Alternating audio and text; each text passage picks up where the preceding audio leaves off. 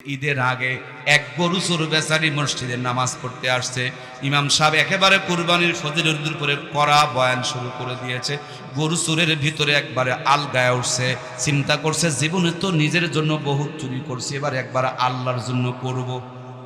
কার জন্য? ওই যে অনেক যুবকেরা আছে বিয়ে করার উদ্দেশ্যে প্রেম করে, আছে না নাই? নিয়ত ভালো, বিয়ে করার উদ্দেশ্যে প্রেম করে, মাসালা জিজ্ঞেস করে। বিয়ে করার উদ্দেশ্যে যদি প্রেম করা যায় হয়, চুরি করার উদ্দেশ্যে কি গরু কুরবানি করার উদ্দেশ্যে কি চুরি করা যায় আছে না নাই? চুরি করার উদ্দেশ্যে যদি গরু কুরবানি দেওয়ার উদ্দেশ্যে যদি গরু চুরি করা না যায়, বিয়ে করার উদ্দেশ্যেও প্রেম করা যাবে না।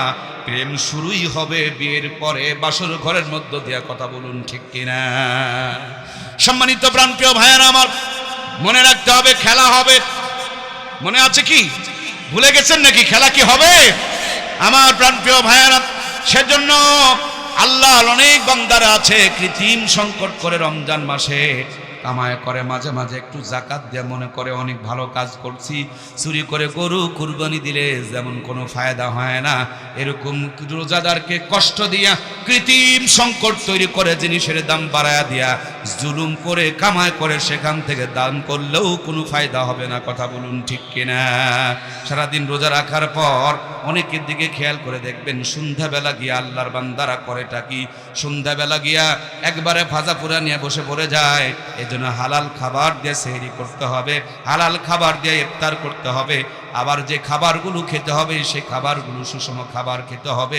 এই রোজা মানুষকে অসুস্থ বানাবে না, রোজা বরঞ্চ মানুষকে সুস্থ বানিয়ে দিবে।